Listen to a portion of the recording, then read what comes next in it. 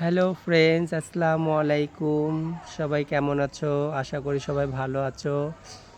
সবাই ভালো থাকো, সব সময় দোয়া করি, আশীর্বাদ করি। এই কি করব, একটু খাওয়া দাওয়া করে ছাদে রোদ খাচ্ছি। কি মিষ্টি রোদ, তাই না? যা, রোদের কথা বলে একটা কথা মনে পড়ে গেল। কেউ কিছু মনে করবে না।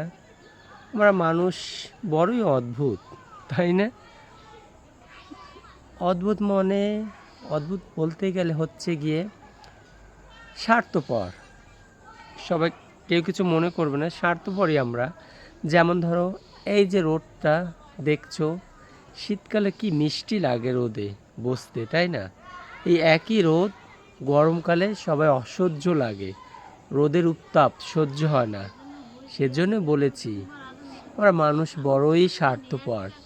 শীতকালে রোদকে মিষ্টি লাগছে, আর গরমকালে রোদকে অসহ্য লাগছে। কি করা যাবে? শীত, বর্ষা, গ্রীষ্ম সবই হচ্ছে উপরওয়ালার দান, সহ্য করতেই হবে। কেউ কিছু মনে করবে না আমার কথাতে, জাস্ট মনে হলো তাই।